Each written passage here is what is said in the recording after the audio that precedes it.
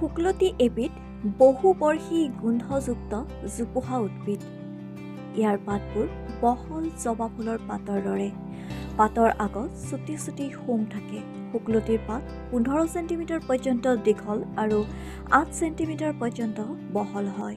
ইয়াৰ ফুলবোৰ বগা আৰু পাতল গুলপীয়া ৰঙৰ হয়। মূল কাণ্ডৰ পৰা সৰু ডাল, ঠাল তথা ঠেঙুলি বাঢ়ি আহে।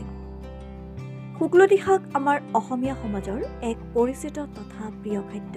বিশেষকৈ গ্ৰাম্য অঞ্চলৰ লোকসকলৰ বাবে বোধ কৰোঁ ইয়াৰ আঞ্জা খাই বেয়া পোৱা কোনো মানুহেই নোলাব।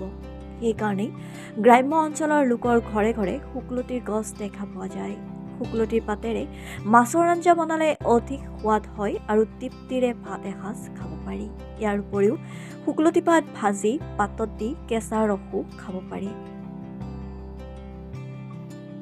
বহাগ বিহুৰ 100 এবিধ শাক খোৱাৰ পৰম্পৰাত শুকলতি পাতো এবিধ। ইয়াৰ উপৰিও বহাগ বিহুত গৰু জাক দিয়াত শুকলতি পাত ব্যৱহাৰ কৰা হয়। শুকলতি পাতৰ আছে যথেষ্ট উপকাৰিতা। মূৰৰ বিষ, মাইগ্ৰেন আদিত শুকলতি পাতৰ আঞ্জা অতিকৈ উপকাৰী। শুকলতিৰ পাত পুষ্টিকৰ, ছাল সুন্দৰ, দৃষ্টিশক্তি বৃদ্ধি আৰু স্নায়ু সবল কৰে। শুকলতি পাতৰ ৰস গ্ৰহণী ৰোগৰ বা পেটৰ যিকোনো ৰোগৰ বাবে যথেষ্ট উপকাৰী।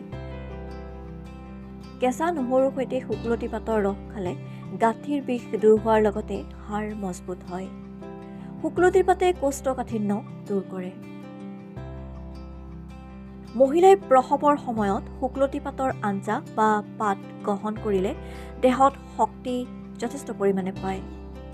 শুকলতিৰ পাতে দাঁত ফুলা, বদহজম, পেট ফুলা, পেটত ঘাঁ হোৱা, ডায়েৰিয়া, বমি হোৱা, হৃদৰোগৰ বাবে যথেষ্ট উপকাৰী।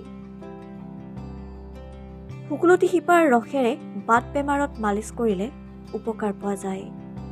হাত ভৰি ফুলিলে শুকলতিৰ পাতে বিষ কমোৱাত যথেষ্ট সহায় কৰে। শুকলতিৰ পাত হৃদৰোগ আৰু কিডনী ৰোগীৰ বাবেও অতি উপকাৰী।